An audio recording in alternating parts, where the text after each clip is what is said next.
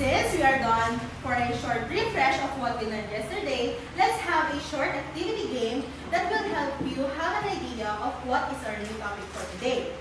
The title of our game is Mix and Match. This will be group 1 and this will be group 2. You will choose 2 representatives each. Okay? Now that you have chosen 2 representatives, let's start our game. The direction is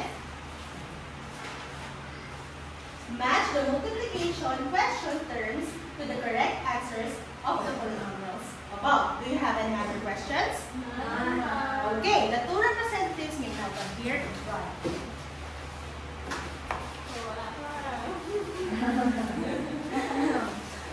Okay, we have 2 sections. For group 1, we have foil section. For group 2, we have vertical section.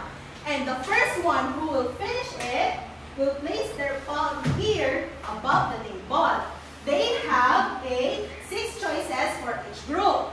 And they will match it to the correct answers above. Okay guys, now are you ready? Are you ready?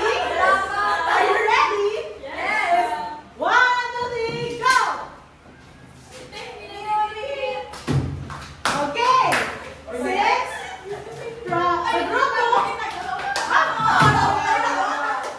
Since the group 2 finished it first, let's check their answers. The group 1 may now have a seat. Mali. Okay, let's check their answers. Is this correct? Hindi. Yes ba yan? Is this correct? Yes, ma'am. Is this correct? Yes, ma'am. Is this correct? Oo. Since group 2 succeeded, they will receive a prize inside this door. This door have a treasure of knowledge inside. You can now open the door.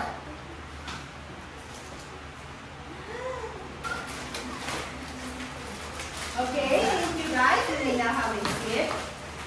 Okay, now we observe. What did you notice about our game for today? Jaira? You group us into 2 groups and let us choose 2 representatives. How about you? Gian? You make 2 sections. Exactly. How about you, Bea? The door has 2 sides. Absolutely. And lastly, what did you notice about the treasure written inside the door? Veronica? A binomial, which is a polynomial that is the sum of the terms. Great!